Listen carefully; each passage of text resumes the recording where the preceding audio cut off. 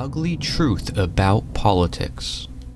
Today, there are a lot of people talking about politics, and throughout history, politics has gotten quite ugly.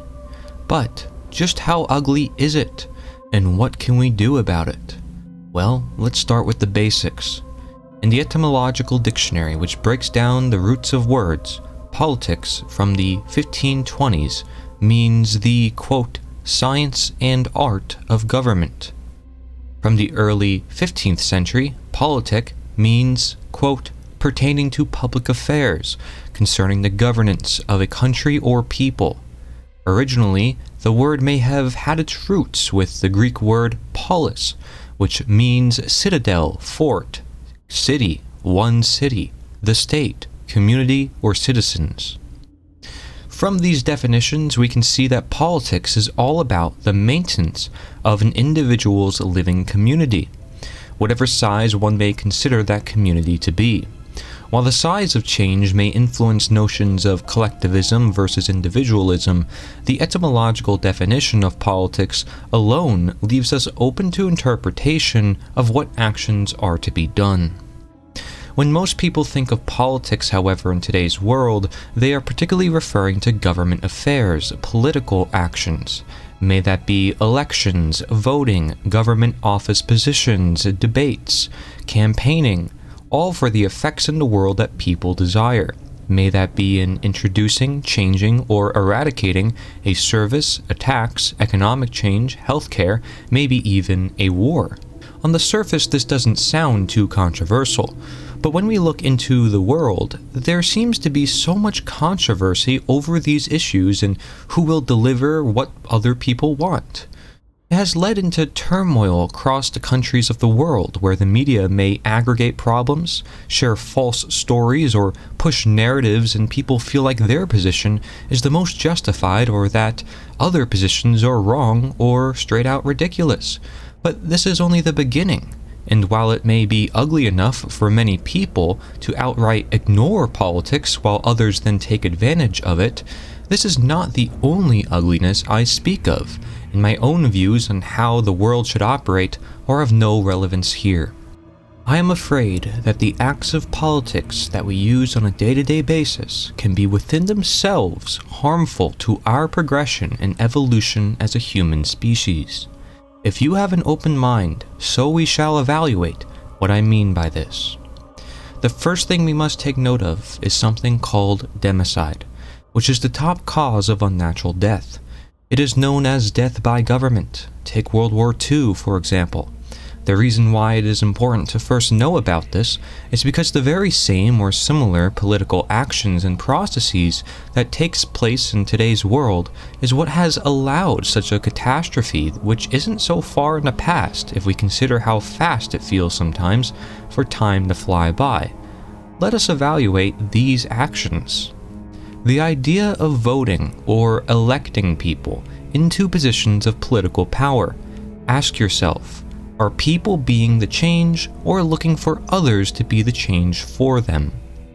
Are people begging for their own freedom? Is that how freedom operates? If you depend upon others for your own freedom, are you really free? We must know that it isn't just the people who vote who are begging. The people running for office are also begging. They are begging for the people that vote to vote for them, in order for change to be done, if it ever does get done. Do leaders become leaders merely by their identity, their convincing words or looks, their begging for votes? Think of all the constant advertisements for political campaigns. How much material, time, and money is wasted just to lead up to the process for change that is for the most part unknown as to if and how change actually will occur. We also know that the law is capable of changing, so something can be perfectly good one day and bad the next, because some piece of paper, some politician's opinion says so. We get stuck in a cycle of this politician, this law, that law. Then we have so many or too few. Humanity seems lost. An expectation for further expectations, a begging for further begging. Sounds kinda ugly if you ask me, and people in politics will say it is merely part of the process, a necessary evil. Well, I beg to differ.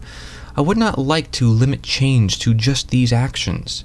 However, to evaluate further, we see there is barely any emphasis on education in political action.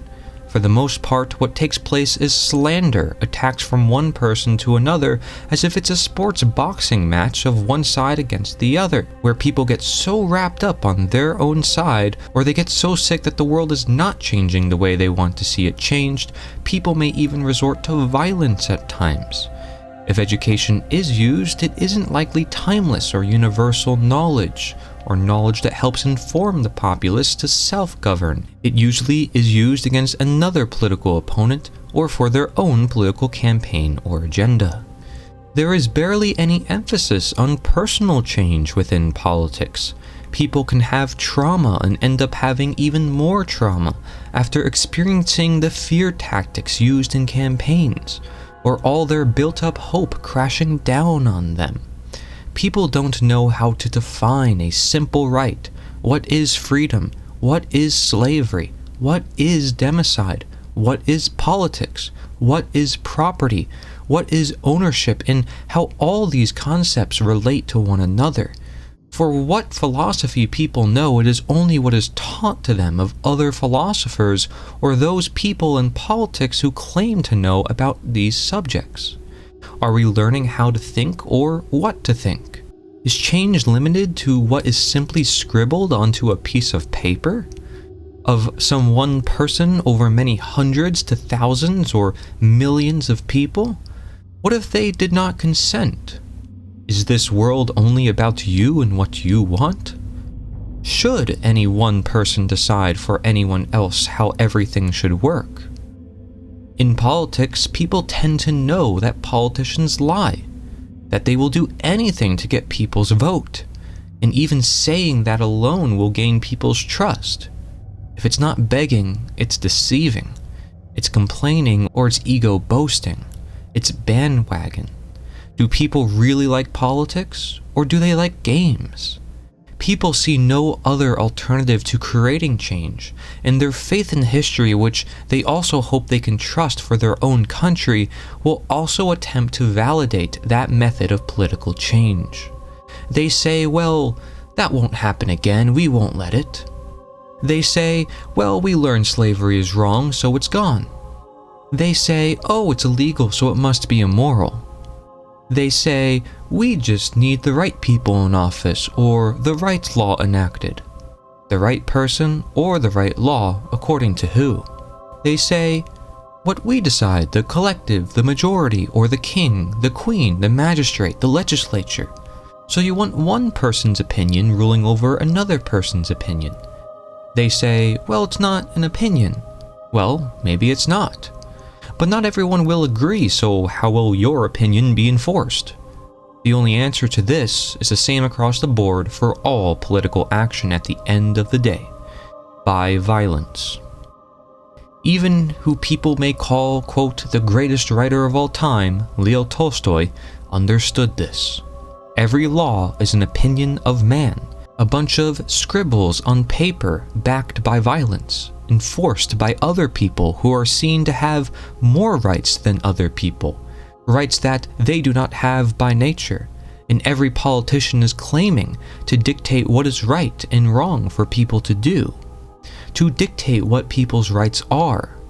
Should someone's opinion change what is right and wrong? If people say slavery is good, and many people say slavery is good, does that make slavery actually good? In reality? Has nature given any one of us superpowers that others do not have?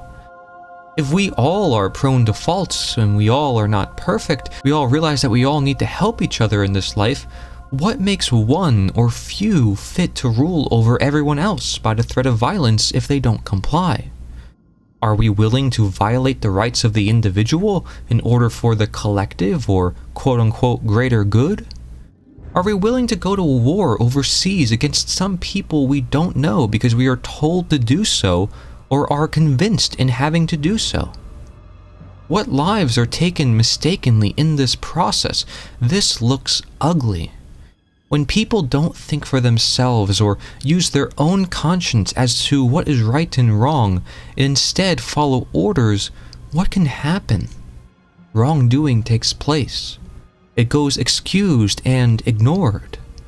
Then people get upset that the world isn't changing for the better, rightfully in many regards, but do they realize it can be the everyday person shutting down their own decision-making of right versus wrong and acquiring their own knowledge to instead do what they are told?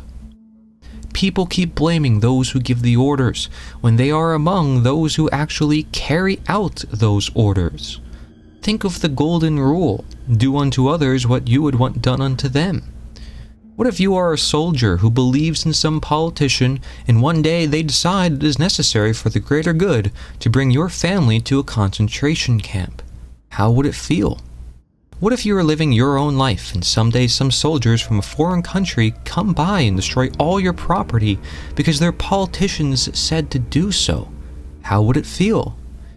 These are not extreme examples. These have happened and in different places of the world is still happening. Look at the identity that politicians create for themselves, their celebrity-like position in society, how people adore them and cry about them, all the emotions people have gone through in this process for thousands of years. Where has it got us? Any better? Or has it been a perpetual cycle like the Tytler cycle has described? Dishonesty keeps people in ignorance, what is known as the root to all evil, and the image alone, the titles and positions alone. You must ask yourself, is this any honest of nature? Are these processes natural? Perhaps it is natural to socialize, to create change, but through this specific process of elections and inaugurations and involuntarily making people accept the ruler? They say, quote, they work for us, we hire them. Then how about you try taxing your politicians? Can you? Humanity can do way better than this, universally and timelessly, for all people past all divisions. Is politics not clearly a mass division? They say, your vote is your voice. Again, is this really honest? Is this not actually just one voice imposed on another with violence? Having no choice after supposedly having a choice. God forbid some huge event happens in the country, it'll only be used for another political agenda, and everything soon becomes about politics. Morality has to always pass through this man-made dictated filter. If rights come from nature, we're all born with the same rights, then why in the case of government do we create a class system where certain people have more rights than others? By one local politician running for the people, they justify the process that people can turn a wrong into a right, that they can grant or revoke other people's rights, that pieces of paper must be worshipped, and that political campaigning is the only action, that the slander, advertisements, collectivism, lack of education, convincing, begging, agitation, dishonesty, identity, division, justification, and ego is all necessary. Not all this ugliness necessarily dictates that political action should not persist at all. It is the inherent problems within political action that should most alarm people, for which the ugliness is only the symptom thereof. The inherent problem is statism, the belief that someone has the imagined right to rule. If political action was voluntary change, done purely out of influencing others non-violently, showing by example and not power or manipulation, these filthy processes would not exist. Politics would no longer be so ugly. Statism, or what is commonly called the most dangerous religion, would not exist. If you want restrictions on other people's freedoms, you want slavery. If you want no restrictions on other people's freedoms, you want to end slavery. You are an abolitionist, as I would say. By being an abolitionist, as I call myself, you don't want to add anything new to society. You recognize our rights inherent to our nature. and you want to end what compromises our nature. You want to defend our nature and therefore learn and educate because only we can truly free ourselves. It is our rights we must exercise for ourselves.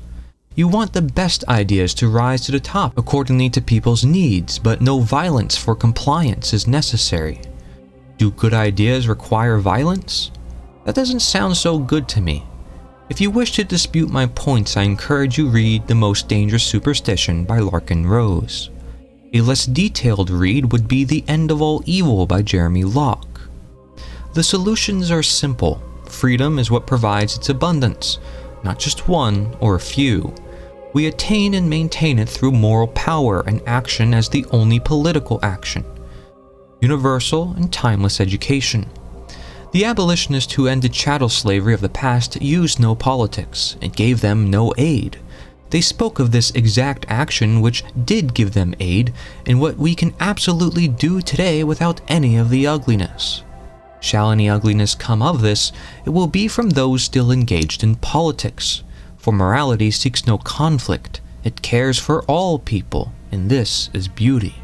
We can start educative newspapers, video content, internet threads, memes, conferences, speaking events, radio appearances, neighborhood connections, going to different meetings or assemblies, starting non-political campaigns of putting up signs and sharing materials, integrating with movements and developing action plans or opportunities. For long, the media, both independent and mainstream, have had the chance to utilize a great platform, yet the actions often remain limited to the news, including the news of politics. They too have a responsibility to help change the world. Everyone wants to shun out those with different viewpoints than their own. I like to say that everyone's viewpoint is essential, so long as it is again not backed by violence. People have become conditioned to think that freedom is chaos when it is solutions abundant. People have also become conditioned to think that government is society, as if society would not work without government, like saying society would not work without slavery. These are just man-made institutions that, as the test of time has shown, only results in chaos. How long will it take for humanity to learn? And I don't expect you to understand this immediately. The truth speaks through time what works. Every attempt at limiting violence still legitimizes violence, and hence it always grows. The monopoly on violence, which is every proceeding by government, cannot prevent violence. No wrong can be justified, no evil is necessary. Otherwise, we wouldn't call it wrong or evil, or see other solutions. Everything in nature is self-organizing, and so are we when we give ourselves the chance and don't abdicate the responsibility to be the change ourselves. Re-watch this video if you must, or look into the many resources provided alongside. Change does not require violence. If you think it does, continue your filthy game of politics. I'm not in.